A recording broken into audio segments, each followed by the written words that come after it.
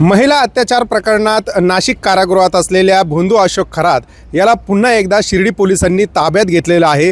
खरं तर यापूर्वी शिर्डीतील जमीन गैरव्यवहार आणि आर्थिक फसवणुकी प्रकरणामध्ये भोंदू अशोक खरातची शिर्डी पोलीस ठाण्यात आणून चौकशी झाली होती।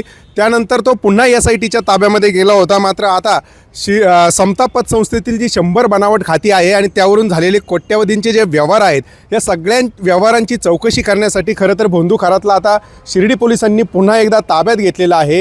या समता पतसंस्थेमध्ये त्याच्या भक्तांच्या नावाने त्याने अनेक बनावट खाती जी आहेत ती खोललेली होती। त्यासाठी देवदर्शनाला जाण्याच्या नावाखाली त्यांनी भक्तांची कागदपत्र मिळवली होती आणि त्या माध्यमातून समता पतसंस्थेत ही सगळी खाती खोलून त्या ठिकाणी कोट्यवधींचे आर्थिक व्यवहार जे आहेत ते करण्यात आलेले होते। आणि याच अनुषंगाने जे खातेदार आहेत त्यांची देखील शिर्डी पोलिसांनी कसून अशी चौकशी केलेली आहे आणि त्यांच्या जबाबातून ज्या पद्धतीने या खात्यांशी त्यांचा संबंध नसल्याची बाब समोर आलेली आहे, त्यामुळे आता या भोंदू अशोक खरातला शिर्डी पोलीस जे आहेत ते आज राहता न्यायालयामध्ये हजर करणार आहेत आणि त्यानंतर त्याला पोलीस कोठडी मिळवण्यासाठी पोलिसांचा सगळा प्रयत्न आहे।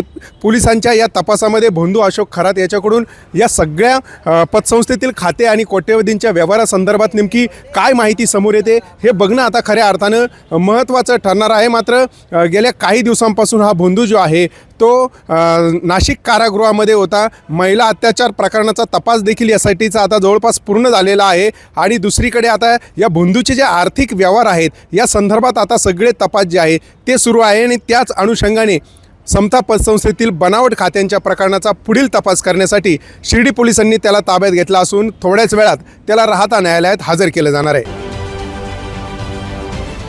महाराष्ट्रातील सर्व बातम्यांचे विश्वासार्ह व्यासपीठ, सकाळच्या सर्व सोशल मीडिया प्लॅटफॉर्मला लाईक, फॉलो आणि सबस्क्राईब करा। तसंच सर्व नोटिफिकेशनसाठी बेल आयकॉन प्रेस करायला विसरू नका।